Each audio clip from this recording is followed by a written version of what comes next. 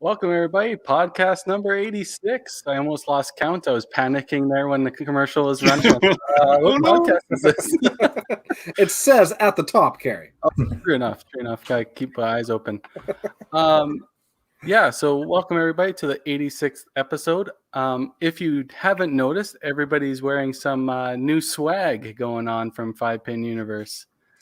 It's the blackout editions. Who leaves their sticker on? I was going to talk about that. Isn't that what you're supposed to do? Only the cool kids. Maybe 20 years ago, Daryl. I don't know. I'm trying to be hip, man. I'm trying to be cool. You got to check it out. I took mine off. No? Is yours off, Dexter? Oh, it's off. Yeah, it's gone. Oh. Yeah. So I just But don't. I'm I've gonna never wait. claimed to I'm gonna be wait. cool. Oh, I don't know. I'm going to wait for other people to tell me what to do. Yeah, okay, perfect. So 5-Pin Universe has launched a Shopify store for everybody to go to and pick up your swag. So it's a store.5pinuniverse.ca. Simple as that. This release is the blackout edition, we're calling it. So a lot of it is monochrome items and stuff like that. And a small portion of our proceeds we will donate to a specific charity of choice here in the future. But the rest of the proceeds will go to bring in new merchandise and help promote the sport. Come out with new events and stuff like that. So if you head over to store.5pinuniverse.ca, you get to see all the merch and you can shop there. You can pay with PayPal, Interact, credit card, and all that good stuff. Yeah. Yeah, we're all wearing where Tim's got a T-shirt, Carrie's got a T-shirt on. Right, Hoodie, guys? We got some sweatpants. I own my first pair of sweatpants, and it's the most comfortable thing I've ever. Yeah, first pair of sweatpants. We got some testimonials on the page. Apparently, I'm getting this good for my hat. Check out the testimonials. Yeah. But yeah, fun project. Yeah. Brett, you've got to wait for us to come out with the 5-Pin U Speedos, and then we'll do it for you. Yeah. They're in their talks. Yeah. They're in the talks. Settle down. Get the 2 unders. Custom 2 unders. No, we've been talking about this for a bit, right? So raise some funds. Obviously, we'll look to donate back some of the proceeds. Continue to build podcasts. Continue to build productions. Talking about documentaries, tour stuff, right? So all the proceeds are just going to go back into cool stuff that we can do for bowling. So please support. Exactly. Please share the site. Please use it. Test it. You know, maybe we can sell out of some styles, some wicked hats, obviously, some flex fits sweaters. So it's fun, right? Edmonton location you can pick up from BPG, and then the rest we'll ship it out to you. Yeah, exactly. And all the patrons, you would have got a message in your Patreon explaining you get a little discount code depending on which tier you're a part of. So you get a little bit cheaper products than the rest of the public. So if anybody wants those discount codes, you have to become a Patreon member. So sign up today and help support 5-Pin Universe and all the podcasts we're doing here. Giddy up. All right. So there is another piece of exciting news before we get to our special guest and our episode sponsor. We came out with the Team Pro League Division silent auction. So if people haven't noticed, on Facebook on our 5-Pin Universe page, we released the different divisions, and we opened a silent auction till next Wednesday for you to bid and decide the name of the divisions, I guess, is what you're essentially doing. That top team in Division 2 looks real good. Little self-promotion. I kind of like the BPG Bombers, basically you chose a name that they're going to bomb themselves. So it is what it is. Settle down, you two. Yeah, so check out 5-Pin Universe's Facebook page and you can see the post there. If you want to put in a bid for one of the divisions, you just send it into admin@5pinuniverse.ca. That is the only way we're going to accept the bid. And every day at noon, we will post the highest bid. And then you know where you stand. Lots of exposure there, right? For companies, for people, for centers, for whatever, right? So help spread the word. We saw lots of, Facebook shares today. Spread the word. Let's see if we can get that sponsorship up there. This all goes back into the tour as well. So it'd be cool to see somebody's company name as a sponsor there. Absolutely. And Ryan, that's because real professionals design these ones. Not a kids club. That's right. No, BPG was gracious enough to take on the task to design all the logos, and I think they came out amazing. Yeah, they did a fantastic job. I got to see all the shirts yesterday too, and they look so good. They do. Good. Honestly, Johnny was pulling them out and kind of looking at them. He was just getting all giddy overseeing them all in person, right? So excited to get those out to everybody in the team. When can we start playing? And obviously, Carrie, you made a schedule as well. How's the feedback on that? I know that it's a bit heavy and loaded, but we're doing everything we can to get this in this season as soon as people can get playing again, right? So was exactly. it April 11th? Yeah, the production schedule starts on April 11th, and it is super heavy loaded. It's straight 7 weeks of play, but the production will be released over several months. So we're hoping to get that under wraps. And for all those people that want to advertise on the show and stuff, there is some advertising packages. Obviously, the silent auction, it is 19 shows, and all the shows are 3 hours long. So there is lots of advertising that will be going on, and it is on our social media platforms, which has been known to get quite a few views. So, and we've seen some of the back end production setups that you've been working on, Carrie, and it's pretty spectacular and impressive to see the work that's been put into it as far as the layout and the logos and the building of a show. And you're building a full show here, right? So it took me a whole day just to do essentially 3 weeks of shows. So it's going to be a lot more work, but I hope I got most of the templates done, and it'll just be a lot of plug and play, but we'll see. It looks great, Carrie. Nice. Nice. Okay, so we will move on. So our sponsor of the week, once again, is All-Star Bowling Sales. Head to allstarsbowlingsales.com to pick up all your All-Stars merchandise. They sell bowling balls, t-shirts, hats, all that good stuff, anything 5-pin related. So we'll run their commercial, and then we'll bring in our special guest of the week.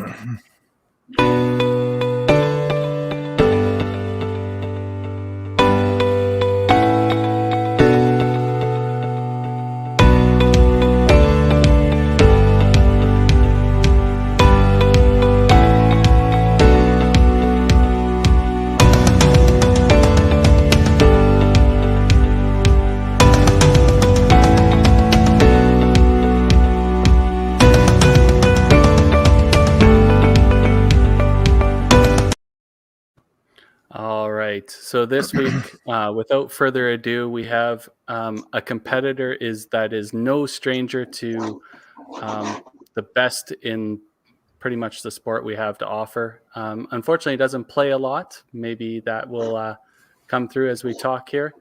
And he is clearly the better Moens if you don't know who he is.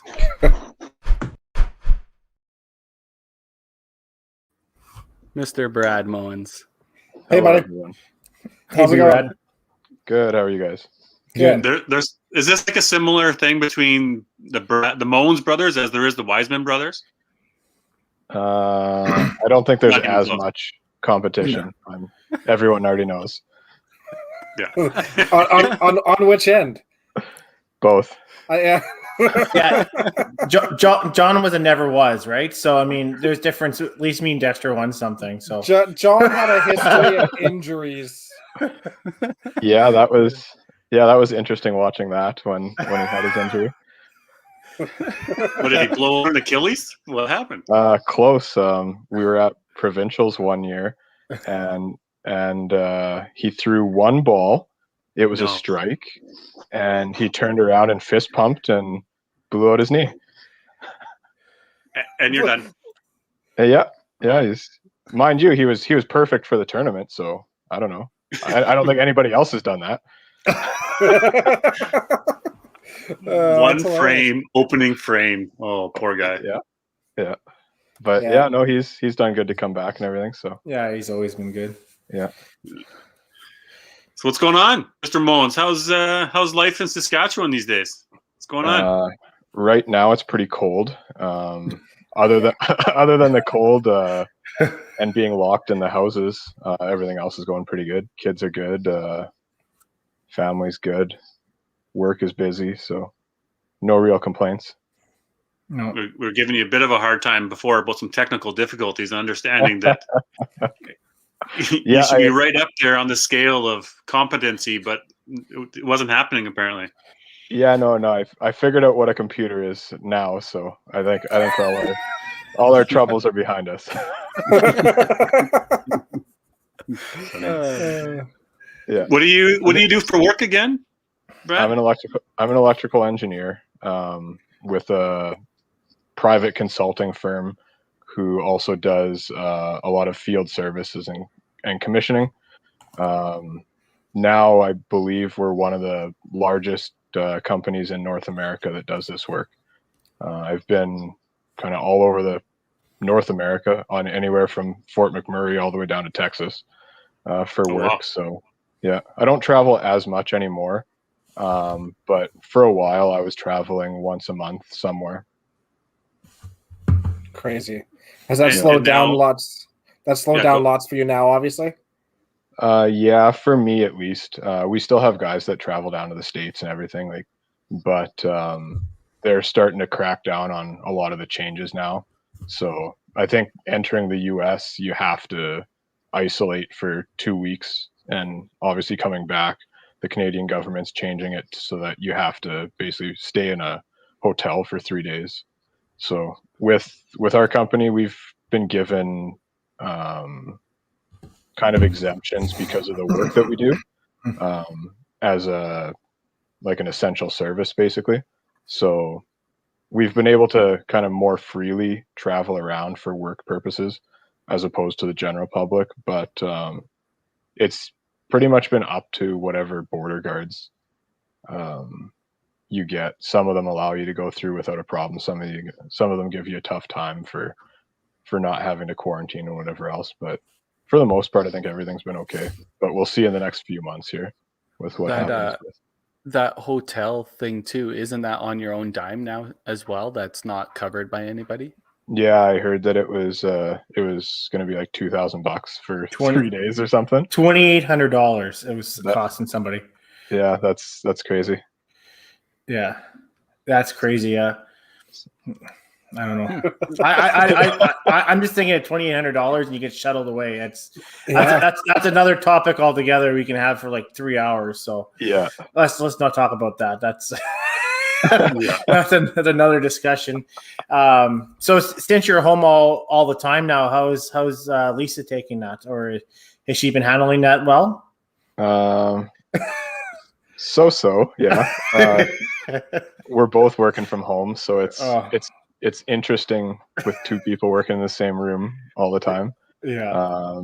She's got a bunch of vacation she has to burn before the end of the year, so her days off, she gets to listen to me talk on conference calls all day. So she's happy about that.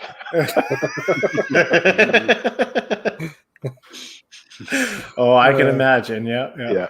Now, what are bowling alleys in Saskatchewan? Still same, or is there a difference now? Like you're allowed to go with family, but not with somebody?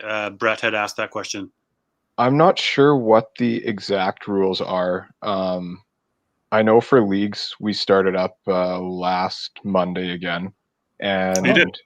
Yeah, we did. For the league, we had to have a set of lanes in between anybody who was bowling.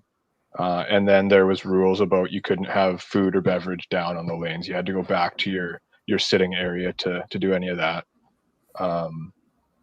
But other than that, with just the reduced capacity, I guess you were still able to bowl. And it was kind of weird because they could still have open play, but they shut leagues down for whatever reason. So yeah. But other than that, like it just seems like it's more of a reduced capacity, and as long as they have a set of lanes between whoever's bowling, we can still continue, which is helpful because at least we can get out and do something. Totally. Getting some early practice work in then. Isn't that Pro Team League's getting some early work in? Yeah, that's right. Hey, yeah. Speaking of pro team, I mean, how do you feel getting shunned by Regina? I mean, considering you're like one of the best there is out there. I don't know. I'm not too hurt about it. I don't know. Well, we'll see. We'll see how they perform, and maybe that'll change things. Might be calling something, making a mid-season trade. It's a 7-week season. You can wait for next year. Can you send back and just chirp them for me? I mean, that'd be great. Yeah, we can do that. Yeah, okay. I'll just make sure I'm at the bowling alley with some crazy big signs and. Sarah says you were asked. Yeah, I did get asked. Johnny Mac was on the team. Yeah, no, I was part of whatever group they put out, so I've just got a lot going on with family and work and whatever else. So it was more of a personal decision. It was a pity. It was a pity last minute invite. I know how Sarah works, right? So I understand why you said no. I get it. So yeah, no, I did have the opportunity to be part of it, but yeah, I chose not to. Oh, good. I mean, yeah, they shunned me. They don't like me anymore.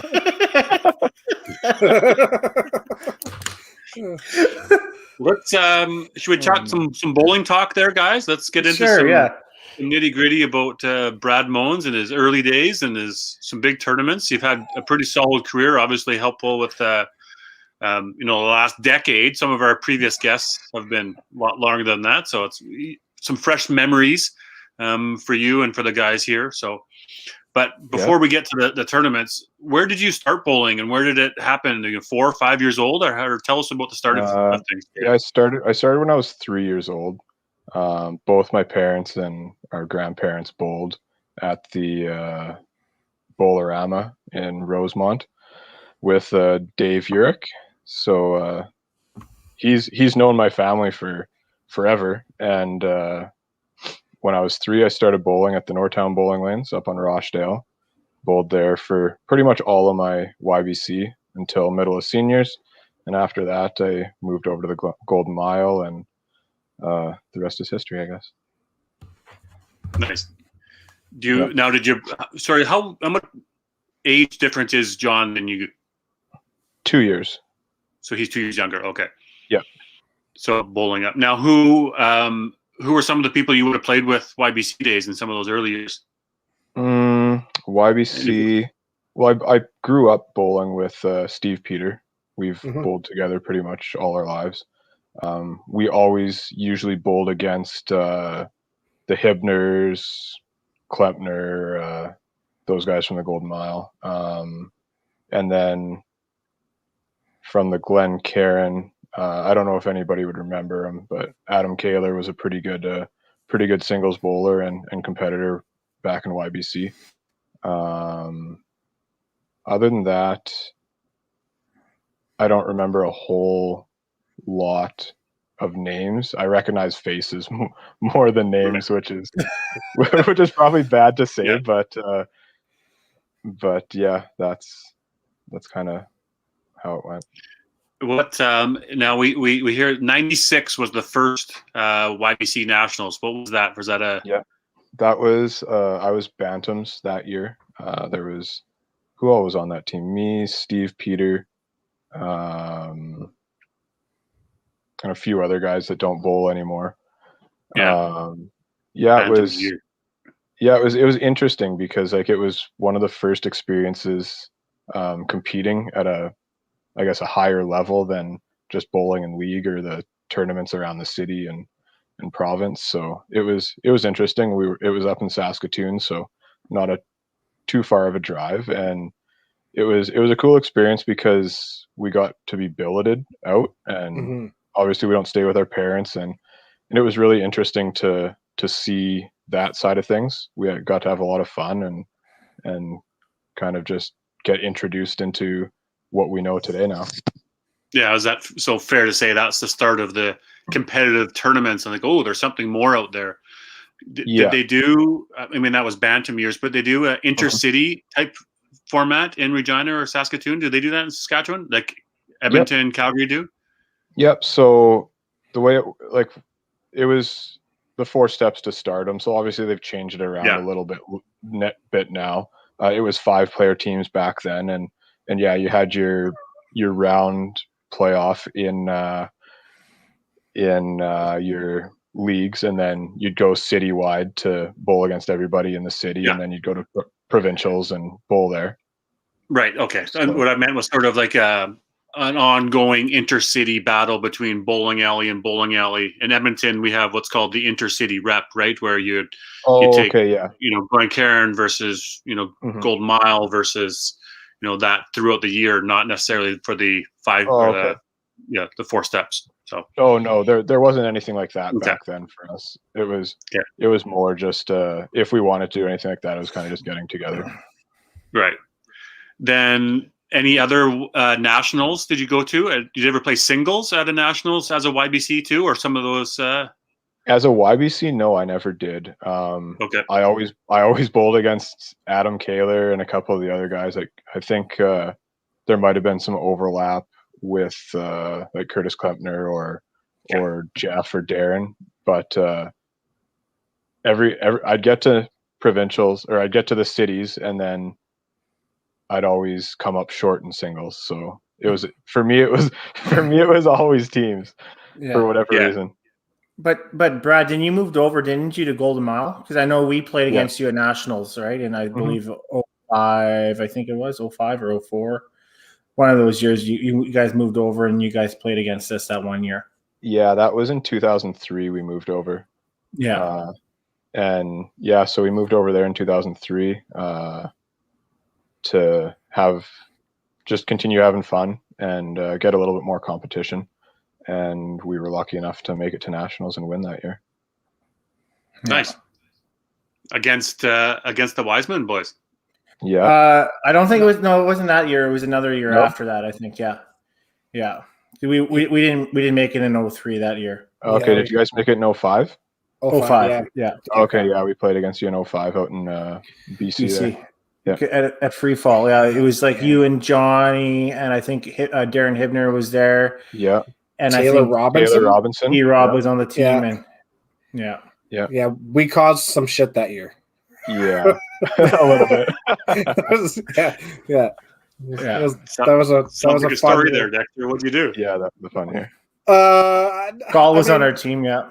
Yeah, Gall. Besides, cutting in lines with, using Derek's diabetes, just have him standing in lines and start shaking. And I'd bring Derek up to the front, be like, he's shaking. He's shaking. Like, we need to get him food now when our entire team goes to the front, or stealing the Ely's food out of the buffet lines. And no, it was a good year. Or the chanting on the buses. Yeah, and I almost got kicked off. Yeah, it's a good year. We have the decent Moens in the chat here blowing it up. I see talking that with everybody. Yeah, you got some heavy comments coming in here. Yeah, Robinson was young that year when we were there. Yeah, I just recently saw the picture of him again from there, and yeah. He looked tiny, although he doesn't look a whole lot different now, honestly. But no, yeah.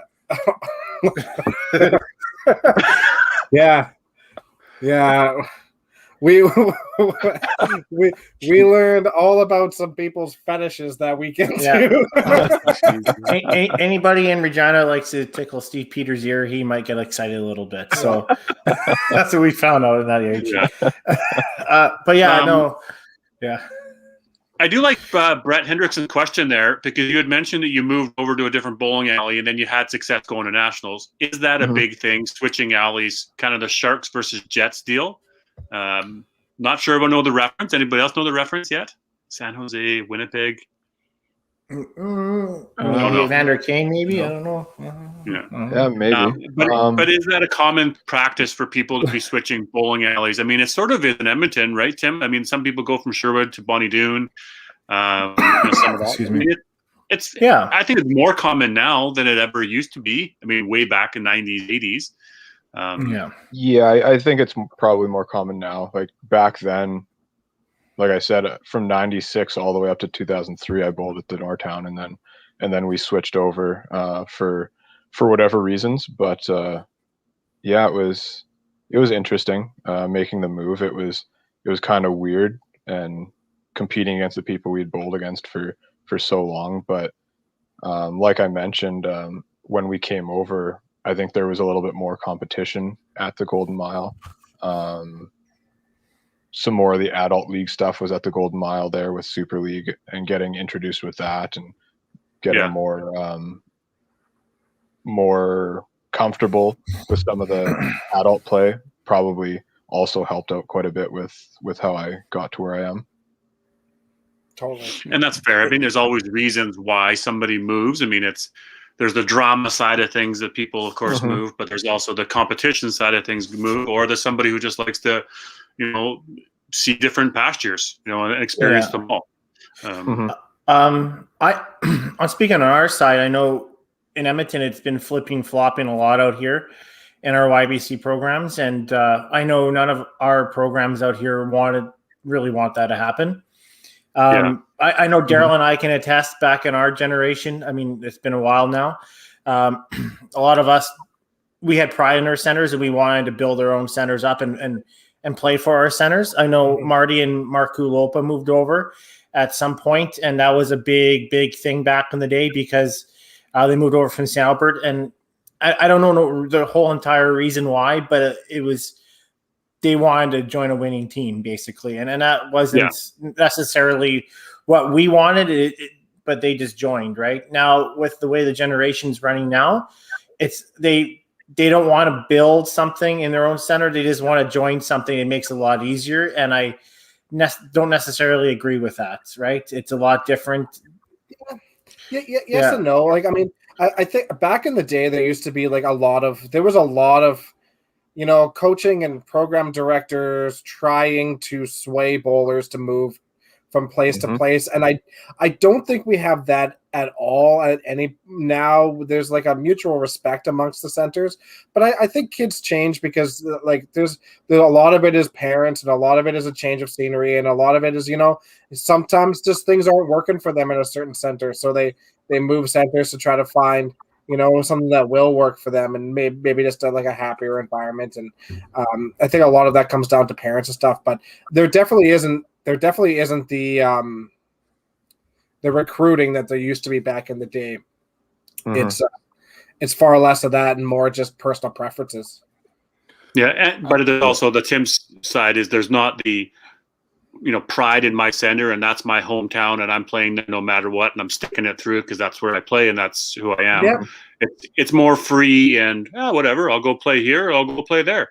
Right? You guys want to play together? Look at the NBA, right? These guys make trades and they want to go play with each other, and if not, they're going to pout until they get traded. So, not that there's so there's both sides, and I see both sides. Sure. I'm a bit more on the stay where I play, and that's who I am and where I go. But I'm happy with where I am and who I play with. I don't really need to go, but I have played soccer before, and I've switched teams before.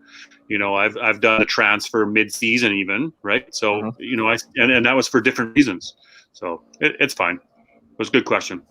Yeah, really good question. Yeah, Brett, I think that's a very accurate statement there too. I mean, I would never begrudge anybody leaving a center to go to a center that has the competition they need to get better.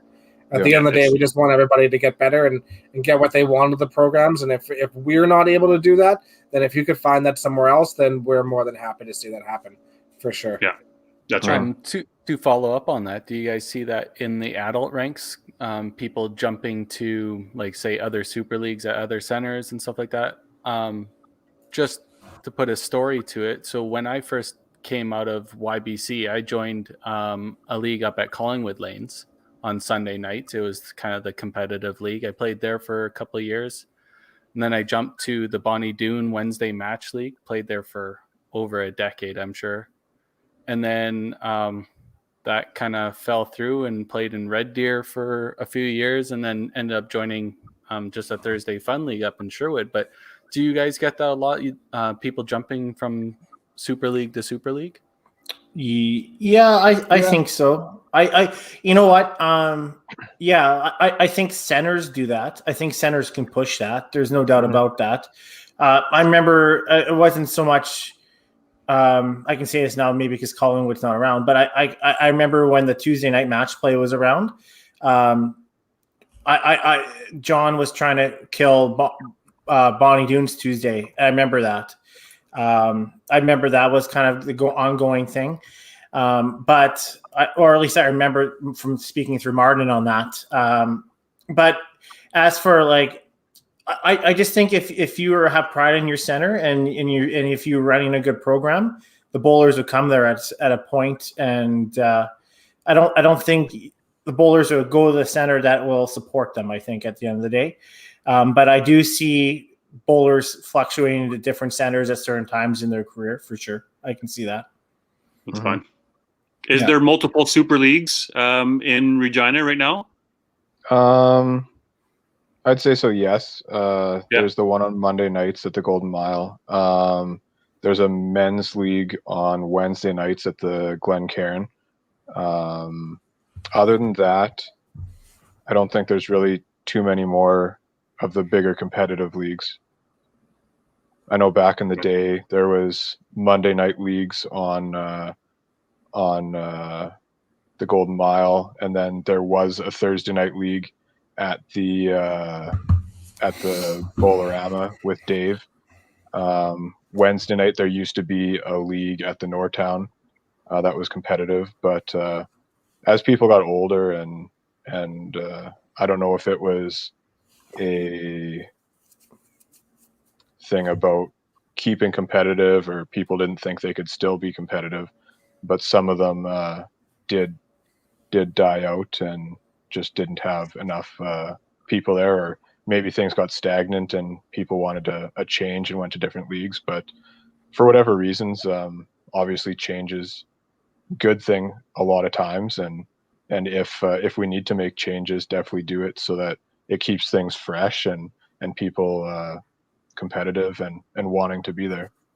Well, I think that's kind of what happened to the Bonnie Doon match play league, right, on Wednesday nights. It got stagnant. It was the same thing. It was super competitive, don't get me wrong, but it was just the same thing every year, the same teams. There was some flip-flopping because there was a cap level and stuff like that, but it was mainly the same thing all the time. And especially when their scoring went through the roof, it got a lot of people didn't enjoy seeing 10-bagger shot all the time and stuff like that. It got boring real fast, and I think that's what killed the league. But actually, we can probably, Kerry and I and Dex and everybody can probably say that. And probably you guys all out there say, oh, Bonnie Doon scoring this, it probably killed that Super League. Which is funny because I'm also sitting here saying I'd fucking love to see 10 baggers all day long. Let's go. No, right. I wasn't in it. Not when you're paying like $35, $40 a week and you're getting smoked because you threw one head pin. Yeah, and it was whoever screwed up first. Yeah, and then people would melt down and put holes through walls, and like it was like a continual thing where, like, I don't know, like honestly, I'm a pretty easygoing guy, and like I started to hate going to Wednesday match, and you know, I used to absolutely love that league. You're just waiting for somebody to blow up, and it was always the same garbage. And I spent all my time like drinking and throwing loonies against a wall for like entertainment value. So. I always loved the league, but at some point you've got to decide whether it's worth the money. I find with stuff like that too, like for instance, like for the Regina Cash tournament there for a couple years when the cut was 23.11 or something stupid like that for a couple years, just 22.90, 22.80. Like you don't get any of the up and coming bowlers wanting to come out because it's just like, what's the point? I can't compete with that. Like, and if people don't have confidence, it doesn't make it fun. Yeah. Well, I mean, you're also the same one who'd only play the one shift, take consolation, and run up both sides, right? So, I mean, so realistically, I mean, I wasn't feeling all that great in the qualifying that year, and Yeah, let's talk about that. What was that? That was 2015, yeah, Regina. yeah, And you only bowled one shift? I bowled one shift. I almost wasn't. I almost wasn't going to bowl the tournament, and I ended up playing the one shift because I wasn't feeling all that great that weekend, and I think I played the Saturday morning shift, and people are like, okay, well, you should probably play the afternoon shift just in case you don't make it. Or I was like, if I play the afternoon shift, I'm going to have nothing left for consolation if I make consolation. So it was like, okay, well, I'll play consolation if I have to. And then something clicked in consolation, and after that, it was like I couldn't do anything wrong. Yeah. What's consolation format again? Is it 3 games? It's 3 games total pinfall. And I think I beat Derek Gall by, what was it, 10 or 15? I think I had like 10-30 or 10-50 or something. Basically, Derek had a career game, and then you just bowled your average, and poor Gall, right? But yeah. No, it came down to the last couple frames. Like, we were both coming home with good scores, and it just came down to one break over not getting one for him. So yeah, no, it was very competitive in that. And then Sunday, like, I've never bowled that good ever. It was unbelievable.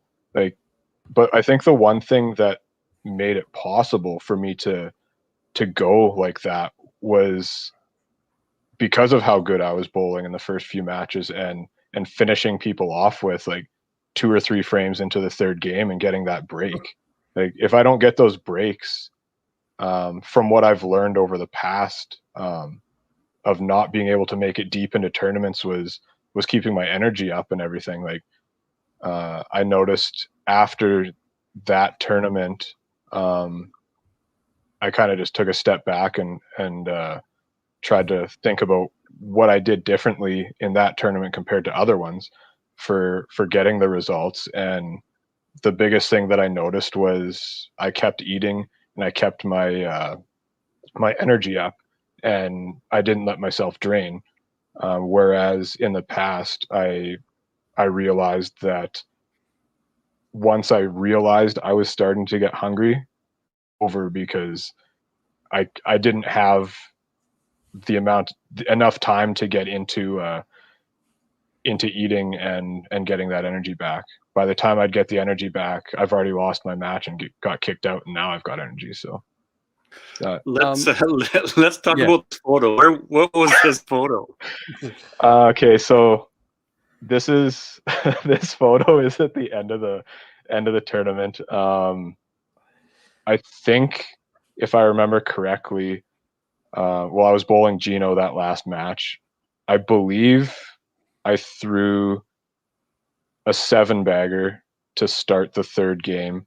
But in the second or third frame or something, Gino stuck and fouled. So that's the outline of him laying on the lane after he fouled. Wow. I love that they nailed the shape of his head. Yeah, that it might be a little small. The buzz cut on top. That, if people don't know, that's the day that Gino's Facebook page first started too. Yeah. Yeah. I think that's a really good point there, Brad, about just eating. And I think it's overlooked a lot in our sport. And there's lots of people like Tim, you're one, you won't eat. Weber won't eat. If I don't like continually sort of graze and snack partway through, I'm the same. I went up both sides at Scottsdale one year, and I got to the 4s on both sides. And that was 2010. And I, like, all of a sudden just hit a wall where I felt awful. And I hadn't eaten all day. And I was just like, holy crap, I couldn't tell whether I was going to throw up or like pass out on the lanes. And then that, I mean, obviously the tournament goes sideways after that. I think that's a really important thing to focus on for most people. Now, when you're talking about eating, what are you eating, Brad? Do you remember what you had that day? Are we talking, an Egg McMuffin and then a slice of pizza and then, a burger later on, or were we dialed in on the health routine? Yeah, the health routine consisted of a lot of hot dogs, I think it was. Probably a few pieces of pizza in there too. So, yeah, it was feeling really good. That was the setup for you to tell everybody out there that you got to eat healthy. You got to have a good breakfast. You have to have nuts and grains and bananas and oranges. Tom Patterson's rolling over right now listening to this and be like, what are you talking about? Hot dogs and pizza. Make sure you're eating your salads and your almonds and whatever your protein shakes are. That's going to keep you going. We'll cut out the first part of that. No, I just skipped straight to the hot dogs and the pizza. But that tournament, you ran both sides now. Like you, did you like literally run both sides all the way to the end? Yeah, I ran both sides all the way to the end. So I didn't. Well, I guess I could have played myself in the last match and thrown 6 games there, but I probably would have been a little bit more tired. Yeah. Who were the semi matches? Do you remember who you played? I played Gino on the one side, and who was the other one? Was it Dexter, or was it Tim? No, I've never been that good. Okay, it wasn't me. No, I wasn't. I don't think I was there that year. Honestly, I was there. No, that was. Oh, were you boycotting it for those few years? Was before Dexter was going to blow $1,000 a weekend. Yeah. I don't know. I can't remember who the other one was. You know what? Right. I'll take the time and I'll look it up for you guys. Yeah, I just didn't know if you maybe lost one in the semifinal or something, but that's awesome that you went both ways. Now, No, yeah, when I ran both sides. End, yeah, when you get to the end and that's last match semifinal. Do you remember how was it another one of those over after the second game scenarios? Or did it come right down to it? And obviously, once you won the tournament. It was over, right? Yeah. So I played Gino in the second semifinal, and I think we got to the 7th frame, and then it was over. In that, right? Nice. In the third game, in the other semifinal, I want to say we got to the 5th frame, maybe 6th frame. Mm-hmm. But I remember like a lot of the matches. I'm pretty sure most of them I only went to like 3-4 frames into the third game, just because of how big of a lead I had going into that last one. Right, that's awesome. So your likely average, it'd be cool to see some stats from that day if there were 300 averages and what it was. Yeah, you remember? I can't remember what the averages were, but I'm pretty sure it was pretty high. It would have been close to 300 if we had finished games and stuff. And if I remember correctly, I looked back at this stuff a week or two after the tournament was done, and it might have been Bursic, you guys. For our audio listeners, it was Mike Bursic. He played on the A side final. Talk about him already. Yeah. But I'm wasn't pretty even sure close either. When I looked back at some of those matches, like if we would have finished some of those games, I'm pretty sure I would have thrown like 4 or 5 400s that day. Like that's how good I was bowling. Awesome. So I mean, your match against Bursic, you had 799 and he had 663. So you beat him by 130. There's no way you were even close to done that match at that point. You probably had 5 frames left, right? 4 to 5 frames left. Probably. So yeah. Now, Brad, I mean, that was your first final in the Regina Classic, right? And then a few years later, you made a couple other finals.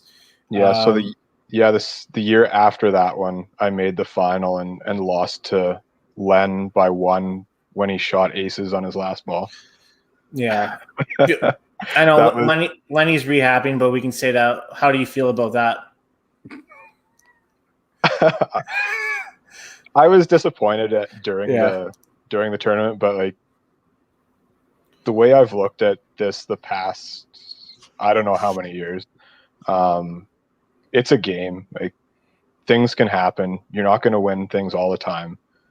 If you think you're going to win every single time, obviously that's the goal, but you're going to get pretty mad and disappointed pretty quickly. If you think you're going to win every single time and throw strikes every single ball. Yeah. Right. I guess I can probably ask you about that. I mean, I got to know this a little bit when we were in Saskatoon bowling school together. Yep. We were out in pros. You don't watch anybody bowl, right? No. So for you to watch the final frame, I mean, I guess it's cliche for a lot of people to say, Yeah. "Oh, I didn't watch it," but I mean, you physically don't watch anybody bowl. So how do you know where you were exactly in that match or in a match? I guess. Well, I've got a good idea from just listening to how pins react and stuff like that, and how the other person's reacting. But and then like also how the crowd reacts too. I can see here I've got 1, 2, 3, 4 opens. I think this one's a head pin. Yeah, there we go. And then I'm pretty sure my last frame was a head pin as well, if I remember correctly. It looks like a 3-pin. Yeah. No, it was no, pretty close. Oh, your 10th frame. Frame Yeah, eight my was 10th 3 frame. pins there. Yeah. So, but yeah, like a lot of times just from people's reactions, I found watching scores, I was putting too much pressure on myself. Like the goal is always the same. You want to hit the middle, give yourself a chance at getting a strike, right? Just keep it simple. Try to ease as much as you can off of yourself, and just try to play something that is going to give you an option of scoring well or getting a good result. So yeah, like there's been a lot of times where I don't have a clue what the score is going into the last frame in provincial tournaments or whatever, and like people are like, "Well, how come you're acting like that or this?" It's like, well, I don't watch the score. Like I'm gonna bowl as hard as I can and throw as much as I can until the very end. I'm not gonna try to just say, okay, well, I've got this much of a lead in this tournament that you're gonna let somebody else back into it. Like when you get to a competitive situation, you just can't do that. And over the past, I've done that in the past, and I've learned from it to try not to do it again. So does somebody tell you where you're at then on a team, or how do you know when your match is finished? Well, I know. Most times somebody shakes your hand, like in the 23rd frame, or usually in provincial tournaments and stuff like that, it's the 10th frame finishes Tim. I don't know if you've figured that out. I'm usually on the bench, but that's okay. I see where the gap in knowledge here is now.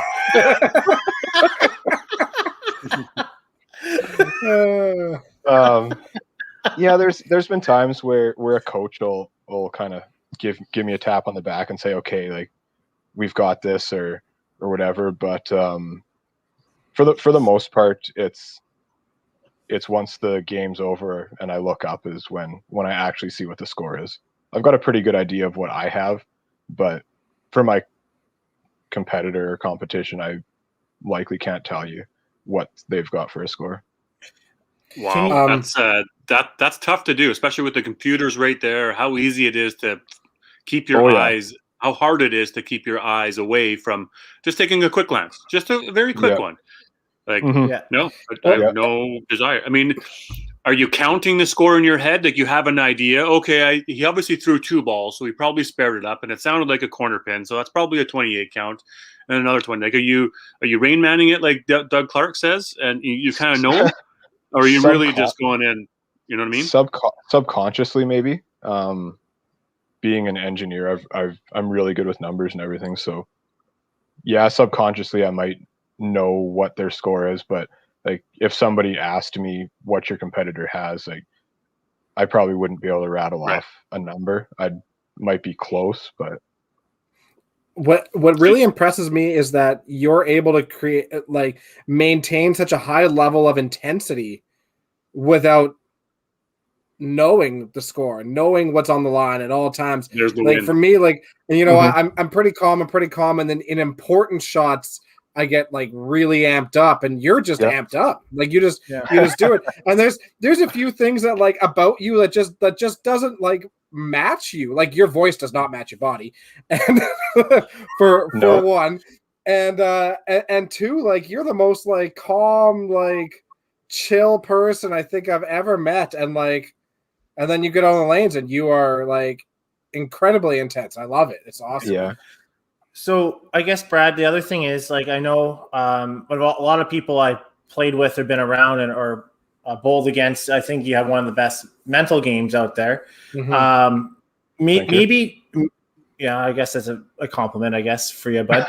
but after you slam me, but what do you maybe explain them your towel routine and your visualization out there? I mean, I know you pick you look at a piece of thing on the floor, or a piece of tile, or that out there. Like what are you thinking out there? Or explain to our viewers what your thought process is out there. Yeah, so basically I'm just trying to think about nothing. I'm not trying to think about what I want to do next or what my competitor's doing or anything. It's more or less trying to clear my head, keep calm, just stay in a relaxed state so that I'm not super tense or not trying to amp myself up too much or stay down too low. The towel routine, to be honest, It's crazy. Yep. it's probably weird. Some people may or may not know this, but Yeah. for the longest time, Steve Peter would know this, and my brother John would know this. But for the longest time, if my hands were cold, people knew I was just going to have a good day on the bowling lanes.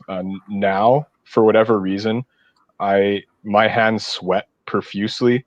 I have to dry my hands on the air. I have to use my towel to wipe my hands off. And I think over the last few years, just playing with the towel and like making sure that my hands are not not going to be wet when I get up on the lanes is more or less why I do it. Don Salmon knows from experience at nationals with the high fives and everything. He's mentioned a couple times he should probably be wearing a face guard or something like that so that he doesn't get sprayed. But he's in the splash zone of your high fives. Wow. yeah, yeah. Sometimes he's in the that splash quick zone. after you throw a ball, they're already super like moist. Yeah, there you go. Yeah, it's crazy. And I don't know what changed. Like it Bowling must turn you on, buddy. I don't know. Maybe, I don't know. One year it was just like, is probably good for you and your teammates because they don't have to high five. You're probably right. So But, that's yeah, the routine. so- Is you have soaked towels by the end of the game. So you're going through a few in a night. Are you in a tournament? Yeah, in a tournament I'll go through a couple. I'll definitely have to make sure that if it's a multi-day tournament, they get set out to dry. But yeah, No. but you fold them. You have the folding routine. yeah, it's a weird. I don't know. It's. I don't know Folds if you it call in it. half like 4 times and then flips it open. Folds it in Yeah, half like 4 yeah. times. And is it on the lane behind them? What do you mean? I don't know. Like it's like so it's like a tea towel or like a hand towel or whatever, right? So like it gets folded in half like the long way once, and then it gets folded in half the long way again, and then like the edges get like bent back, and it gets folded in half, and I don't know, like it. And then you lay it down nicely on the ball return. Yeah, when it's my turn, it gets set up on the ball return, and I don't know.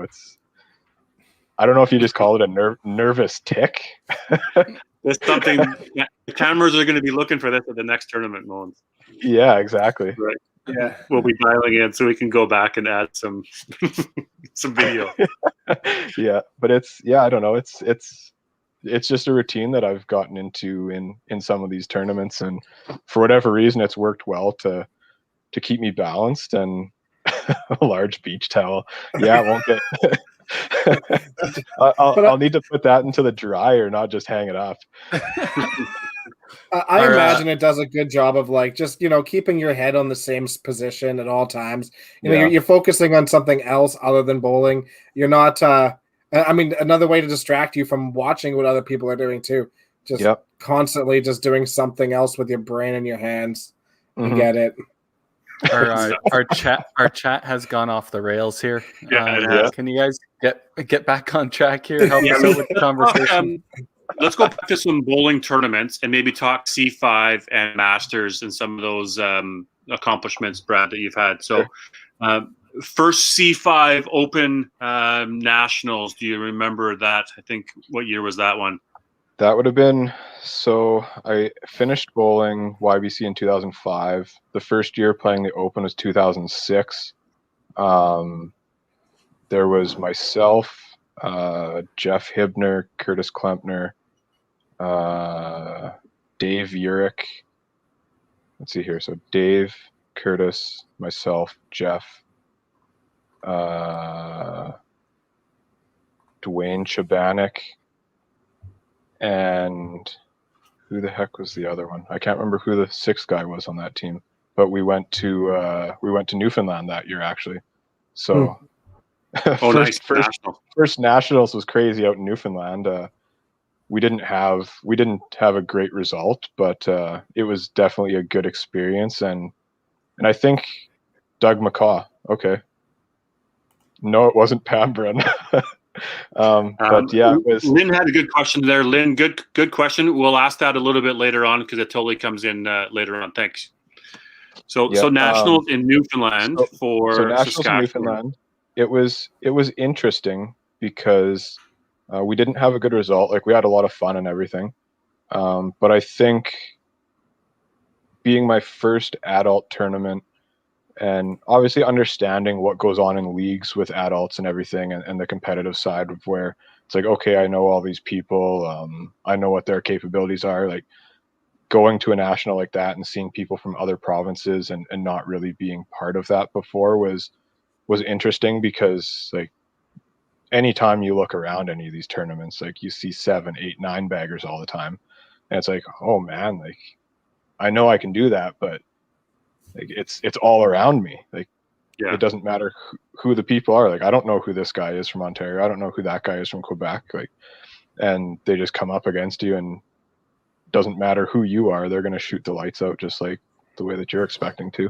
Yeah, it's a different experience when you go from being right at the top of the heap to, all of a sudden you get thrown into the Open Nationals or something like that, and all of a sudden everybody's kind of on the same playing field. Mm-hmm. It's a big adjustment from YBC to that, because it is. YBC, you could definitely be on the top of the heap and still have a gap between the teams below sometimes, but not for this, for sure. No, and one of the biggest things I think I realized at that tournament was I threw 6-bagger or something the one match, but the same match I'm playing the guy, and he didn't start with how good I did, but he finished just as good as I started. And it's like, it doesn't matter. It doesn't matter. Like, everybody's at that same level, and you don't have those big gaps, like you said, Dexter, in YBC, where you might have one team that you're competing against as opposed to actually 10 teams, and you can't let your guard down. Do you remember, like, where would you have played in a lineup as your first team and going to nationals? You been an anchor, or did you have a preference on where you played on the teams? I don't remember having a preference. I'm pretty sure I played kind of in the middle, just being a younger person straight out of YBC, obviously without any real adult experience leading a team or finishing a team. But I've never really had that that mentality of I have to play in this position. I've left it up to the coaches to make that decision for me, and I'll play to the best of my capabilities I can. Good. How was it? How was it playing with Dave? I mean, you're saying that he was one of your close family friends. Yeah, he's something else. Like he's one of the people that can party like nobody's business. It doesn't matter what time he goes to bed at. And I don't know how many times I've seen him get up after I don't know, like 1 or 2 hours of sleep and going out and shooting a 300 average. Like the guy, like when he was competing, he was unbelievable for being able to get focused and just execute. Do you have a favorite spot to play in the lineup? Like if you had your preference, would you want to be, Lonnie says you kicked his ass a few times and lead off, but yeah, I like lead off. I'm able to kind of, I don't want to say set the tone, but like let the team know like we're ready to go kind of thing. Like let's do this. But then again, like in probably the last 3 or 4 years that I've competed on teams and stuff like that, like I've played a lot of anchor as well, and it's a different, I wouldn't say a different mindset. Like you're still trying to play as hard as you can, but definitely you've got a different role in the different spots usually is what I found. Like lead off, you're trying to get things going. Anchor, you could either be trying to finish something off or trying to get something going for next frame or whatever. So it's depending on the situation in the game. It's definitely something different. And right. Yeah, like John says there, like highest middle hit percentage should be lead off for sure. Like maybe that's why I've enjoyed lead off so much, is because like I track my stats in leagues and some tournaments with the apps on the phone and stuff, and like my hit percentage is anywhere from 89 to 93% usually in a year. So sorry, go ahead, Tim. How do you track it if you don't watch your score? Do you ask for a print off at the end of the night? No, and I mean, honest question. Yeah, it's an honest question. In league, I just put it into my phone and then put my phone down and don't worry about it. Okay. But also doing that, like obviously I'm going to see the score and see what I'm doing. But in tournaments, if I want my scores tracked in tournaments, I'll ask somebody else to watch it for me. That's a big thing for learning afterwards. You had said earlier about, you look back at your scores a couple weeks later, or, for you to say that you track them in the leagues and you're 89 to 93%, probably pretty rare people are tracking it to that detail throughout the course of the year. Maybe more so now. I think, bowling and, apps or stats or people wanting to learn more. So it'd be, who else? Do you guys track your stats that much? Tim, Dex, Gary? So I'm gonna go on a little bit of my own little personal rant here, and Carrie's all about stats, and I totally get it, and I think that that's something super important for our game going forward, especially for like tracking at WCBT levels and stuff like that, just for production side of things. But on a personal level, I don't think people should track stats unless they're doing it for a specific reason, and that's practice. I've watched a lot of people sit there and use those apps and sit there and go through it, and oh man, I was 40% on left corner spares. I've been 40% on left corner spares all year. I'm like, okay, well that's good to know. yeah, you're right. That's good to know. What are you doing about that? Are you using those stats to go, it's like, okay, this is a weak point in my game, and I'm going to go out and I'm going to practice that and make myself better at that? Or are you just looking at those stats being like, I'm bad at left corners? And then if you do nothing about that, all that's doing is just reaffirming that you're bad at left corners, and now you're going to get worse at it because you're going up and being like, I'm bad at left corners. You know, Yeah. so my rant is, if you're going to keep stats so that you go out and you work on the things that you need to work on. Otherwise, don't mentally screw yourself more than we already all are. Yeah. Because before some tournaments, like a month before the tournaments, while I'm tracking stats, I'll look back at the stats for what I've got for the year, for the previous year and stuff like that, and see where my lowest percentages are, and then I'll focus on making those spares or whatever shots I have to make to try to sharpen up my skills coming into the tournament or whatever. So I found it beneficial that way. How many different Absolutely. stats are you tracking? Well, the app that I've got on my phone, it tracks middle hits, it tracks hits to the left of the head pin, hits to the right of head pin on the first ball. It tracks all of the spares. So I'll know, I can tell how many left corners I've missed or how many chops I've missed and stuff like that. So typically, just from knowing my game for however many years, usually it's my chop offs that I have to work on, and just a lot of repetitive throwing at the left 2-3 or the right 2-3 to kind of find my line.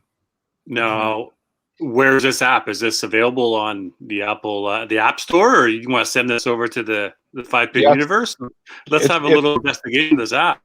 It's available on the, well, I'm Android, so you guys can boo me all you want, but it's a free app on Google Play that I've been using. Let's see what it's called. The Bowling Companion, isn't it? Yeah, it's the Bowling Companion app.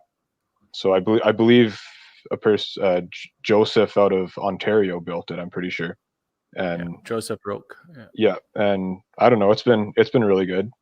I've really enjoyed it over the past years, and I can keep track of what my average is for a year, and going year to year and everything. It can keep cumulative average for over the years. It's pretty cool. That's pretty in depth. I like the idea of knowing them, but I don't like the idea of doing all the work to put it all in, to track it all, and to overstudy it. I like to be like, oh, that'd be cool at the end of the year to be able to look at my stats, but I don't want to hurt myself to try to find it all. I don't want to do that either. JP hacked into our system and he figured it out for me one day. So I mean, that's perfect. Thank you, JB. In your computer system at the lanes you can? Well, then come on, let's get that info out there. Let's send it out. It'll cost you $50 at a time. We're in COVID here. It's going to cost you some money there, bud. So none of those stats are left. It only stays for 3 months. Yeah, it only does 3 months at a time. Yeah. Right. Well, you can print them off in every quarter then. Yep, pretty well. Yep. Yeah, there you go. If you add an extra $50 to the league fees in a year to know my stats at the end of the year, sign me up. Yeah, I just love that. Yeah, no problem, buddy. So I kind of want to go on like a tangent to what Dexter was saying, his rant about people keeping stats and not using it properly, or what the intention is. So from a production side of things, what sport do you watch that you don't care about the stats? The stats are kind of the biggest portion of the sport, almost like baseball. Like they have a million stats. They know what the guy did on a Tuesday of an off year, right? Like, so that's what 5-pin bowling is missing. Like you go to watch a finals or the WCBT finals, and right now we have no idea. Like Brad said, he's usually above 90% middle hit percentage. Well, that's a pretty cool stat that would be on there that the audience can engage and be like, okay, 9 out of 10 times this guy's hit in the middle, and maybe 6 out of 10 times he's hitting the right pocket. Like those are such cool stats, and that's how you engage an audience when they know the player by reading stats, essentially. Because like, let's face it, Canada is such a diverse and wide region that there's a lot of players that don't know who Brad Moens is, even though he's one of the best players there is. They don't know who he is, but if they had a list of stats on the page when they go to see him, and they go like, oh, he's pretty good player, I'll watch him and stuff like that. It's something that's missing in our sport, and especially on the competitive side of things. And we put a lot of work to try and get that stuff going. And it amazes me that these programs that have been like millions of dollars put into them to design to count pinfall don't pump that out. Like that seems like such an easy thing, but especially when they export Excel, right? You would think it'd just be just an easy stats thing with it, right? Mm-hmm. Yeah. I'm not so worried just about like my individual stats. I'm more worried about for the production side of things. But yeah, I hear you. Yeah, well said there, Brett. What other sports, you asked there, Carrie, are not very stat heavy or are very stat heavy? You had asked that. Like, or do you watch and you don't need to know the stats? Right? They all aren't. Yeah, they all are. Like even like seriously, like let's go straight like from Canadian sports. Lacrosse has tons of stats on all their games. So does curling. Curling has draw percentages, and like how do we not have a stat database? Like that's, I don't know. Yeah, I don't know. And for people not to push it all these years is mind blowing. Curling, I mean, curling's boring to watch, and you know, and it has a ton of viewers and a ton of sponsorship, right? So there's a reason. But that's the best thing about curling, Tim. Like you could have no clue who it is. You could be watching and be like, this guy draws to the button 68% of the time, and then when he blows through the house, you can cheer that he sucks and all that stuff. Like, that's awesome. That's the whole point. Is get some history. 4% that he missed it. Yeah, I'm watching the guys from Northwest Territories saying, "Oh, he's 50% draw weight." He's like, "Man, I could do that." Yeah, I hear you totally. You look at that stuff. I'm a natural athlete, right? You know, it's all good. Yeah. So, anyways, back on topic. Yeah. Brad, 2007, you won your first C5 Nationals. Yeah. You actually had a pretty stacked team there. I was looking at it. You had Kevin Clark, you had Doug Clark, you had C5 Hall of Fame member Doug McCaw, your childhood friend Steve Peters with Jeff Hibner, and you had Warren Fleischaker as coach. Yep. Warren, knew Warren. He actually, I know he's chatting on here. He can talk about his 2013 knocking off the towel dispenser in Newfoundland. That was a different story. But how was that national championship? That was quite the feat there. It was, yeah. It was different for me. A lot of people probably don't know this, but during qualifying, I didn't actually make a team that year. I was the alternate. Oh. And one of the guys had to pull out, and there was a little controversy over who got onto the men's team because of that. And it turned out that I was the alternate. So instead of one of the people coming up from the mixed team, it was the alternate that went straight to the men's team. So it was definitely weird.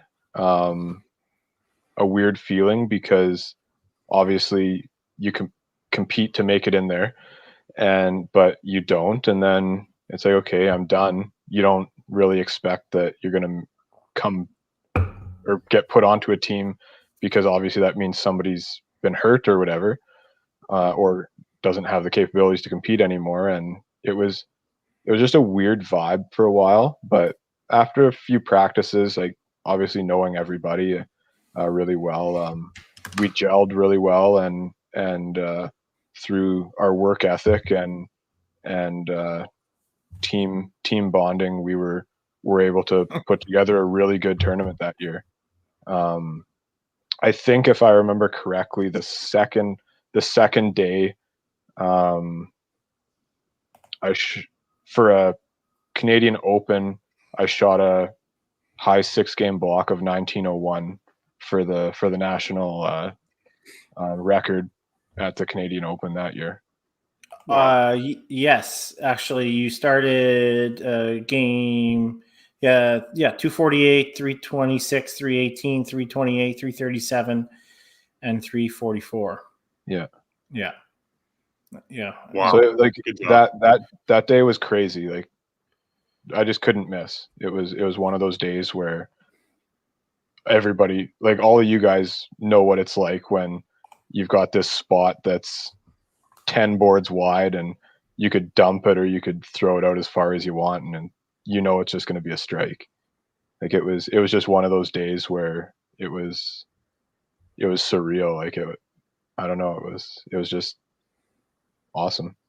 Remember who you played then in the step ladder? Were you top qualifying team? Were we top qualifying team? Yes, we were, I believe. I think it was either a tie or we won by 1 point or something, if I remember correctly. I have it all right here because I knew Brad said he doesn't remember anything, so I brought it up. No, I'm not like Joel who can recite the so ball actually for ball from 12 years ago. the top 4 teams that year were super tight. Between first and fourth was only a 3-point difference. Mm-hmm. Saskatchewan 102.5, Newfoundland 101. Northern Ontario had 100, and BC had 99.5. Wow. Where was Alberta? What the heck? Well, Adam Weber was actually Adam's listening to the podcast. He was more worried about winning the singles. It looks like the men's team was 7th, but Calgary.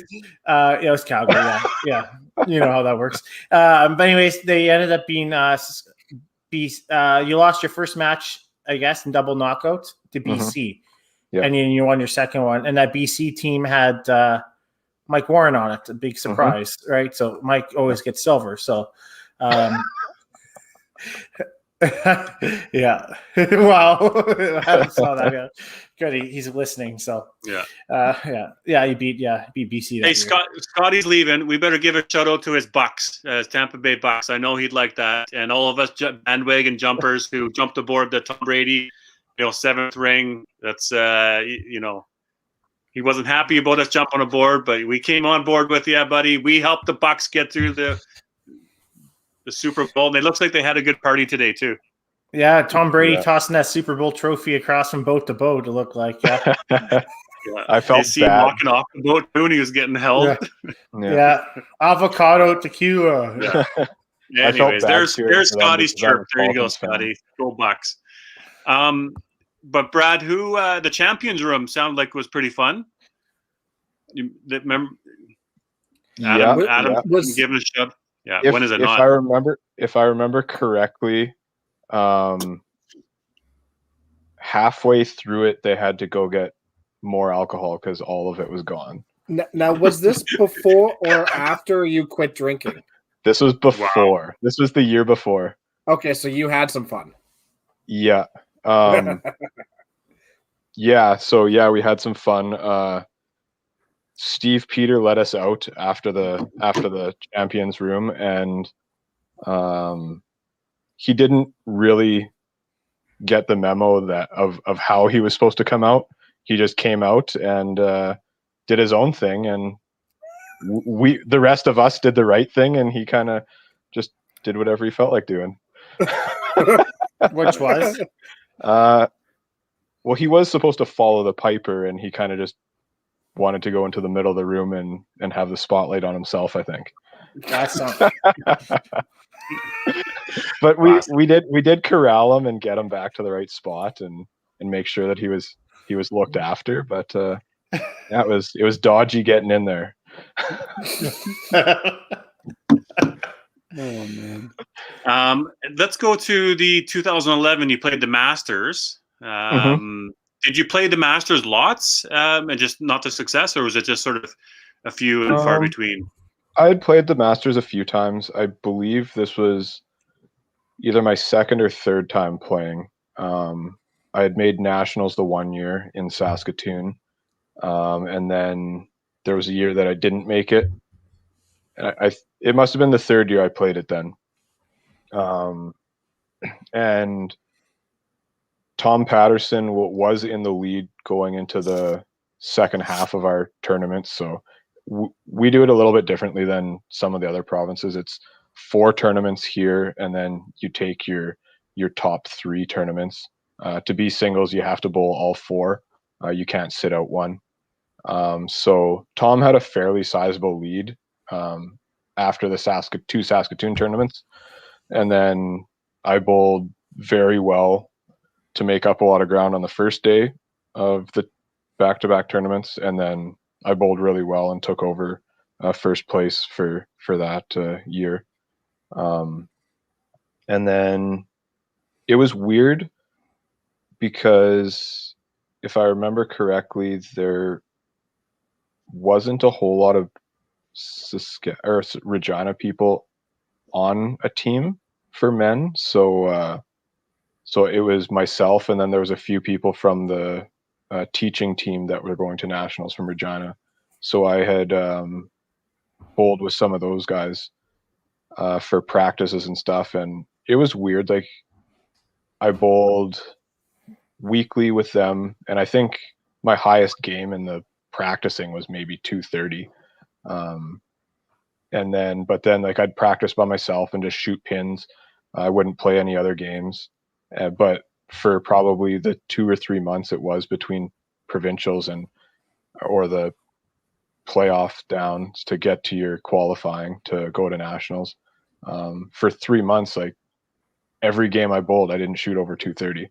So like obviously averaging 260, 270 in the tournaments, that could be seen as a downer, but I kind of took it as just putting in reps, making sure that my timing is good, and if I put the time in, then obviously I should be able to trust my game once I get to where I need to get to. And then, so yeah, it was interesting getting to nationals after we had qualified. Once we got there, I bowled with Lindsay Berg from Saskatoon, as a single as well, and I believe she also won singles that year. She played the Quebec lady in the final, I think it was, and I'm pretty sure she won that year too. But it was a different experience because I had played the cash tournaments and stuff, but obviously that's a little bit different. And this was really my first singles nationals experience where I kind of proved to myself and probably to some of the other people out there watching that have seen me compete but have never really amounted to a whole heck of a lot on the singles side. It's always been a team thing, and I think it was just very gratifying knowing that I could do something like compete like this by myself at the highest level and show people that I wasn't out of place, kind of thing, even though I had all of these other accolades or scores behind me from team events and league events and stuff like that. Totally. Who were It's some of the amazing other what happens. competitors you remember that year? Sorry, what was that, Daryl? I was asking who are some of the other players you would have played in the singles in a 2011? The final match I played against Brad Glenn. Who did I play the match before that? You played Johnny. You played Johnny, and was it Quebec? You guys played? Yeah, we played in Quebec. So Johnny was one of the guys there, wasn't he? Yeah. There would have been, Daryl, I think, was there. I think it was actually Daryl that I played in the first match of the stepladder. And then I played Brad Glenn. There was it Sean? No. Terry. For whatever, I think Terry was at open nationals when I played him. I can't remember a lot of the people. I'd have to look back, but I do remember playing Brad Glenn in the final. Now I would look it up, but my internet wouldn't handle it. So I don't think they have I don't think that the Masters that far back, but I can look at the 2011. Lonnie, you're right. I think Bobby Torville was there. Yeah. Terry Little was on the 2015 C5 one. Did you play? Yeah. So Mhm. yeah. There you go. See, this is why we ask questions to the comments, because people know out there, or they got Yeah. fast internet that they can look it up. That's right. Right. It's walking stat books. It's awesome. Yeah. Now you played then one more time. You played the C5 Open singles as well. Did you play also on the men's team that year? No, that was 15. It says 2015. Yeah. What happened that year? The C5 when the Open national singles. It's like every time we ask him a question, his face goes blank. It's like the computer froze. Dexter, you know what it is? He's like, Mom, that place and that time, and I don't remember that guy's name. Yeah, 100%. So Brad, it's the year that you lost to the Grazia in the finals. Yes, I remember losing to Grazia in the finals. That's the year. Okay, buddy. You got your bearings straight now? So yeah, no, I wasn't part of the men's team that year. Saskatoon was the men's team that year. Being an engineer, I should know all these details. Yeah. You think we would have prepped you or something? Yeah, exactly. Yeah, live demos never go well. So. Well, different experience. Obviously, we've talked about this on the podcast before. Is the Open singles format versus the Masters singles format. How were your thoughts? Obviously, you knew the format was different. What were your thoughts on playing a different format coming into the Open? I liked that format. I find I've got probably one of the better chances in a format like that, just because obviously, like for match play on the master side, it's just you play one match and then you go on to the next one and the next one. Like Open, if people don't know, it's you bowl eight game blocks, I think it was, or 7 game blocks. If you have a bad game, kind of similarly to what the cash tournament qualifying is, you can have a bad game and still finish high. So I think that way, like just playing averages, it helped me out because you can throw away 1 or 2 bad games a day, right? Or throughout the tournament, and it's not going to kill you. Whereas you can shoot a crap game and win a match, or you can shoot a great game and lose a match. So it's just a totally different mindset, and I like those. I like the pinfall matches just because like you have a little bit of leeway if you get stuck in a rut. In your game, yes, I agree with you, because 9 times out of 10 you're still going to be up there at the end of the time, just with your skill set. Yeah, and that's the way I kind of go into a lot of those qualifying things for the Open and stuff like that. Like we bowl 10 games in a day, and if you have one bad game, it's not going to kill you. But you have to realize that and not get mad and still focus on what you have to do properly as well. Yeah. So Lynn here asks, obviously, Brad, you're one of his favorites. How do you stay competitive when you do not play very much? Bruce Mortar was the same. And it's an unusual way to stay good. Obviously, Bruce was never a league bowler and could come to the tournaments and he'd be, a machine. How do you manage that in your game? I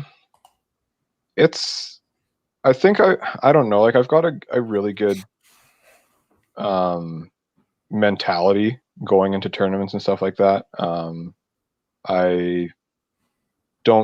I might not play as many tournaments as I'd like to, for whatever reasons, whether it's work or whether it's family or whatever it is. But I do really enjoy the competition and getting out to see people and that kind of thing. So if there are tournaments and I make the commitment to go to it, I make sure that I've prepared myself.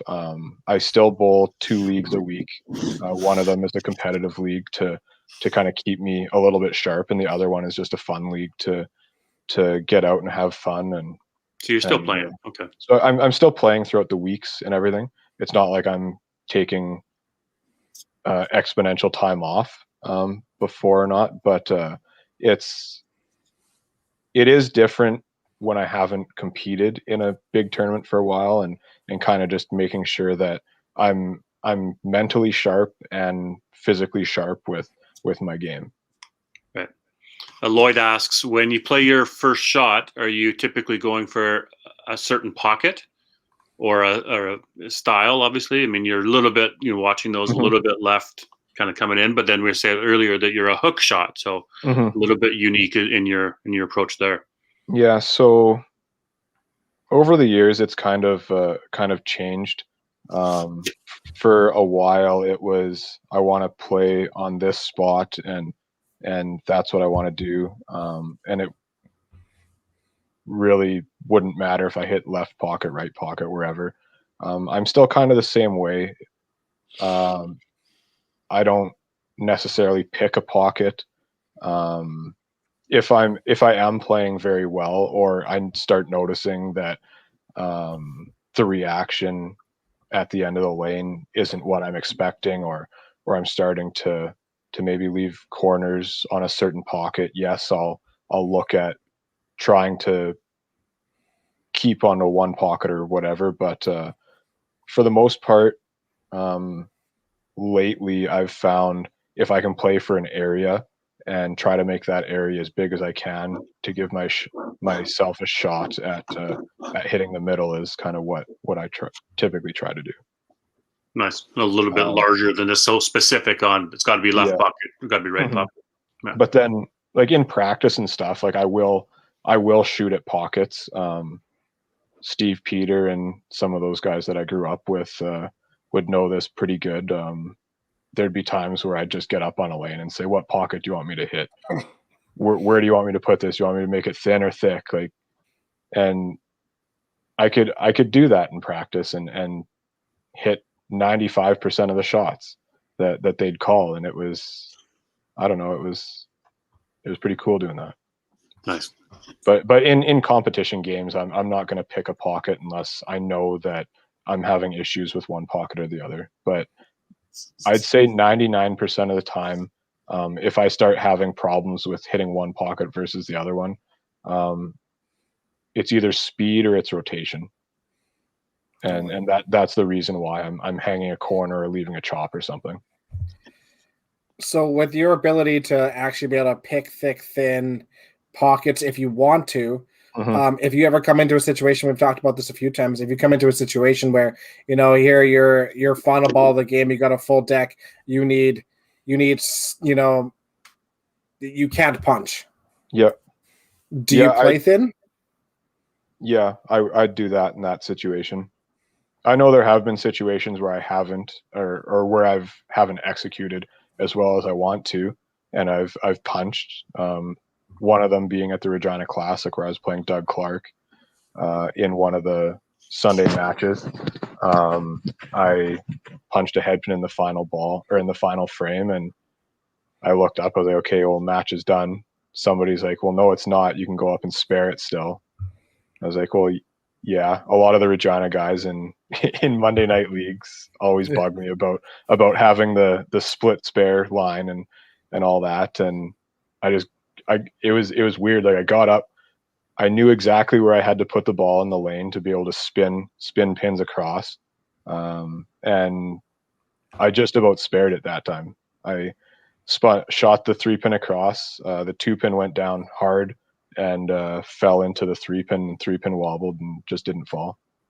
Wow. So it was, yeah, like that. There are times that it works out and it doesn't work out, but if I do know that I need to not punch or not do something, yeah, I can play for that shot. That's awesome. We've talked about that in our splits before, as going for splits as spares, or trying to clean up for wood. So yeah. How should we cut off the betting? We're not a betting site. Yeah, we can't settle The down. universe does not endorse gambling. But if you are to gamble, I would bet on this guy right now. Yeah, it could be an auto $20 there. Anybody wants it? Yeah. Let's chat though a little bit on the family, the work, the number of tournaments that you play. There are lots of them. How do you manage to? What do you decide? Like what's the priorities, and when do you make a calendar at the beginning of the year? Say I'm playing this, this, and this. Is it week to week, or how do you manage that balance so that we're not the only one deal with it? Yeah, it's tough. Obviously, having young kids, the oldest one's 5.5, the youngest one's 1.5 now. It's different now. Like I feel like when I'm away, you're missing stuff, and you don't want to miss stuff, obviously. One thing that I've kind of thought about since we've had kids is, well, if I'm competing all weekend and having fun, obviously somebody else has to be watching the kids the whole time, and I don't necessarily think it's fair to make Lisa watch the kids for 4 days. Well, whether it's at the tournament or whether it's at home and just go out and do whatever I feel like doing. Obviously there's some balance there. I'm sure that she'd say, go ahead, make money. I know you're going to do well, but yeah, I don't know. It's different when you got a couple kids and somebody that has to look after them, because there's obviously grandma and stuff would look after them in a heartbeat, but I don't know. It just doesn't. So do you set a calendar of deciding I'm going to play the Open this year and then not the Masters, or I'm going to play this WCBT event, or I'm not going to play anything? How do you make that decision? Yeah, Open and Masters. I kind of have to look at work. I've got a couple key clients that I usually look after, and they usually have shutdowns at certain periods throughout the year. So depending on timing, I might not be able to play one or the other, depending on when provincials are or when qualifiers are and stuff like that. For WCBT events, I don't know. It's just Regina. He shows up to Calgary, but he's going to a wedding instead. You know what? Lisa has family out in Mundare, and that's right. And so I mean that's an option, but he just never takes the option. So I mean that's Brad, but I don't know. I try to make a commitment early enough so that at least you give people enough time to say, yeah, I'm coming, I'll be there and stuff like that. But I don't know. It's been tough with kids and with work and just managing everything and trying to fit everything in, and not obviously you don't want to let people down by not going to tournaments and stuff like that. But it's just one of those things where I do want to play more tournaments. It's maybe not at the right time in my life right now to play as many tournaments as some people.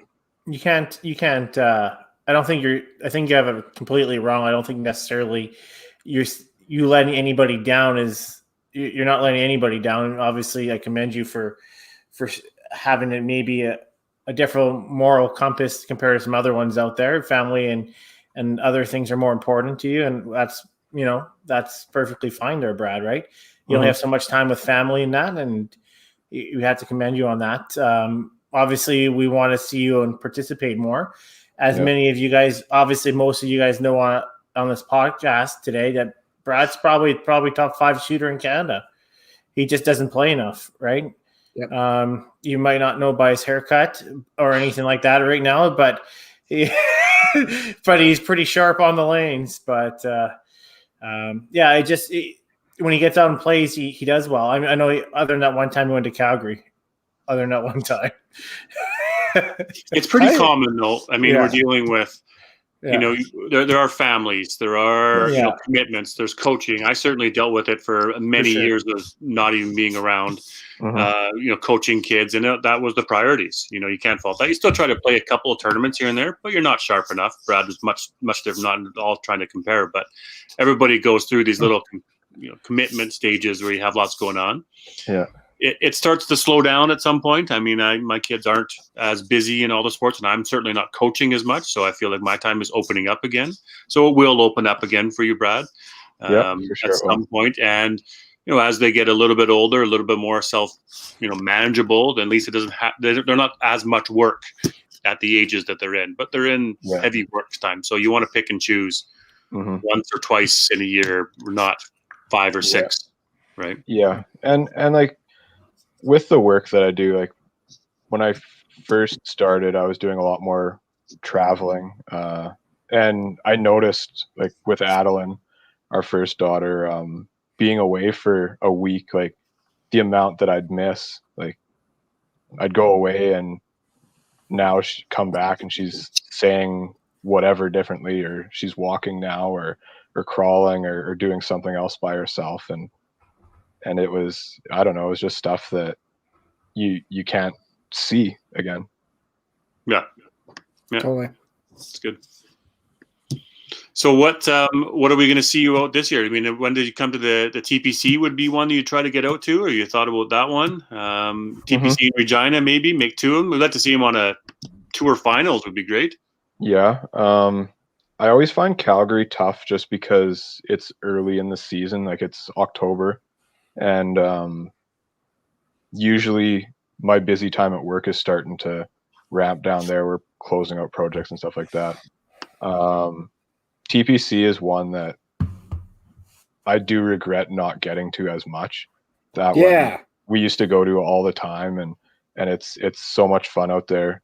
I always have a tough time getting out to Red Deer because April, May, those times are very heavy times for work, and it's tough to get a weekend off just because a lot of times we're working long hours during those times. Yeah, I definitely would like to get out to more of these cash tournaments again and compete. Get on out there. Yeah, let's see the tour finals. We just got to see a Moens in there. Have you make one of those? Yeah. This year we might have to make sure everyone's wearing those soccer bubbles, so we can still do still keep our distance and whatever else. But might be interesting throwing bowling balls with throw your hook shot in that. Yeah. Yeah. Well, guys, any last comments here for Brad? Any more questions from our fans out there? I saw anybody. Do we have any orders coming in from any store? Any merch? 5-pin U merch? Who was the first one? Nothing yet. Come on, abandoned carts. I think Mike abandoned carts, but nothing yet. Yeah. Mike Wist asked me what the last year I was that played Masters. I think it was actually the year that I won singles. Oh, and retired on top. Yeah. In 2011, so it's been a little while since you played Masters. Yeah, it's been a while since I've played Masters. Yeah. Brett, you can't chirp about my hat until you buy one, Canham. That's right. Brad, as somebody that's competed against you at some of these cash tournaments, you're by far one of the most fluid players on the lanes, and it's amazing to watch. And I hope you get to compete a lot more, and people get to see you out on the lanes because you're definitely a competitor, and like to face you a few more times before this whole thing gets shut down by COVID-23. I heard so. Yeah, no, thank you for the nice words. It's I don't know. I find it weird always hearing stuff like that, but I definitely don't take it for granted, and I do appreciate that. Who's your bowling idol? We got a question for that. Who's my bowling idol? I don't know. Like as a youth growing up and going to the bowling school and stuff, like the 5 years I think I was there was Gino was always there, Bruce was always there, Lynn was always there. the guys from Manitoba, Jim Llewellyn, Scott Barber, Jeff Bourne. Like, I wouldn't say I've got a single idol. I think one of the ones, or a couple of the ones that I probably looked up to the most would definitely be Lynn Howell and Gene Zebarth. The knowledge and the experience and expertise that they have, and just how they carry themselves all the time, and have nothing bad to say about anybody, and show utmost respect to anybody out there. It doesn't matter what your name is or what your background is or what you've done in bowling. Like, they'll always take the time to talk to somebody and never put somebody down. So I think seeing those guys growing up, and the way that they acted probably definitely influenced the way that I approach things now and try to hold myself. Brad, couple things. First of all, we all want to know who's your favorite Clark, Doug or Kevin? Because I know Doug's watching, so you don't have to pick Doug. Don't pick Doug? Is that what you don't have to pick Doug if you don't want to. Oh, I don't get to see Doug that often anymore, so maybe it has to be Kevin for now. Gino, put this one up. Gino says, "Bread, thanks for the memory for my Facebook profile." You're welcome, Bun. You're welcome, Bun.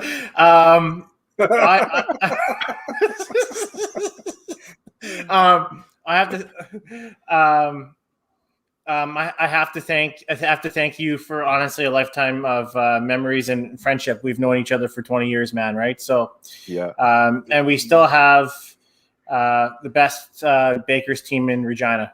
I mean, I got asked to play with you and the Clarks, and obviously I said yes, because I can tag along and you guys can carry me a long ways. So, yeah, we carried you the 1 year, that was for sure. Yeah. And that's typical in Regina. So I think I can't wait for we can play again, and you guys can make me some more money, hopefully. So yeah, so that's the only thing I went out me there. Too.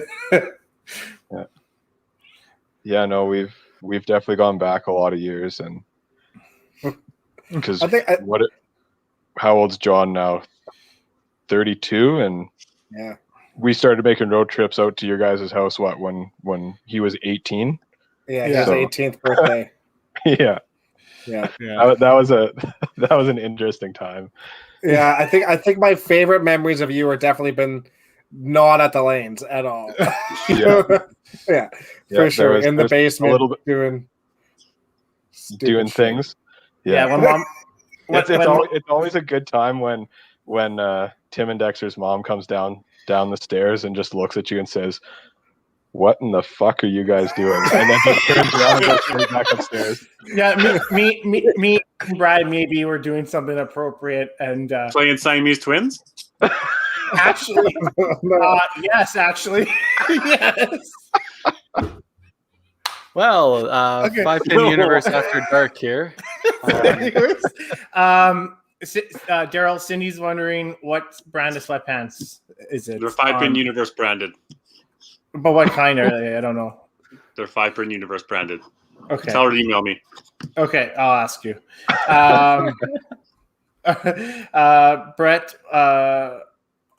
asked a question. What is the percentage of hook bowlers out there versus backups? You have to buy Tom Patterson's book and you'll find out. Yeah, exactly what I was going to say. Yeah, that's in the chapter that we got to read. Super interesting. Can't wait for that to come out. But yeah, it's definitely in there. Wait for that. We won't ruin Tom's hard research. That's right. Okay, Brad, we're going to kick you to the back room here and we're going to close out this podcast. You're more than welcome to stick around and chit chat after. But thank you very much for joining us and filling our brain with all your wonderful insight into bowling. Thanks for having me, guys. It was a blast tonight. Thanks, Brad. Always so good chatting with you. Yeah. All right. Well, that was good. That was awesome. Yeah, it's too bad he doesn't play very often. Obviously, that's the tough thing, right? Is you can't get out to play at all, and you got to make choices on what tournaments you can go to. But the thing about Brad is that when he plays, he's going to be in near the end for sure. Yeah. Right. I think the thing people don't know about Brad either is that he's one of the funniest guys you'll know. He's super quiet, but he's super sharp, and he's absolutely hilarious. I mean, I don't think he can be as funny as John, but he's pretty close. John has to make up for other things. That's why he's a little bit funnier. Yeah, John's got no talent in anything except for making people laugh. So yeah. So we'll just do a quick recap on what we were all blasting away at the start of this thing. So obviously you can head over to store.5pinuniverse.ca and purchase some merch and help support us, and also a charity of choice. When we go to make the donation, we'll release who we're donating to. Should I take the sticker off? Yes. Do it. You're chirping me. Probably. Do it. And chirp. Oh, don't bend it. Don't bend it. Yeah, I don't want to bend it. I'll just take the sticker off. Right. It's like ripping off. Yeah. Awesome. Much better. And then if you want a little bit of maybe cheap advertising, we don't know what the silent auction bids are at the point. You'll find out tomorrow at noon and every day at noon till next Wednesday. But you can name one of the divisions by sending an email to admin@5pinuniverse.ca with your bid amount, and you'll get to name one of these divisions. There were some guys asking about the lineups for these teams. We will be releasing the lineups here, I'm thinking within a couple weeks. It'll be posted to the 5-Pin Universe Facebook page. Right now, that stuff's all kind of private. Teams were still looking for players and making specific choices and stuff like that. This is going to be a pretty big deal. If you go to our website at 5pinuniverse.ca and click on our events, you can see the upcoming and the rules on this specific event and stuff like that. These teams are putting up $1,000 to play in this, and a lot of people think you can just throw a team together with whoever you want and stuff like that. Some of these selections for some of these teams are pretty intense, and they took some time to figure out and stuff like that. So we want to give them the time and the privacy to make those choices before we make it public. So there was some talk about betting and stuff like that. Once again, 5-Pin Universe does not condone gambling, but I'm sure there's lots of people talking about it, and maybe make a group and see what you guys can come up with. I think that's a pretty cool idea. Anything you guys have final says before we end this podcast? Who's next? Next couple of weeks, Tim. We've got a few lined up. We have next week. We have Arnie Rollins, proprietor from out in Northern Ontario. He's coming on, and then the following week we have Mike and Cheryl Bates coming on. So we're excited about that, and we have some stones in the fire for the following week. Looking good. We hopefully have a couple more legends coming in. So you have any ideas, any suggestions you want on? Just send me your way. I'm sending my way, not your way, and it'd be helpful. And then I can add them to our list. So we're ever growing. So yeah, perfect. So, solid looking list and lots of good guests coming. Awesome. Well, all right, guys, another successful podcast. And chat, thank you for your insight into some people's deepest, darkest fears. So pretty chirpy out there today. A lot of comments out there today. They're off the rails today. Yeah. Support the merch. Yeah. Thanks, everybody.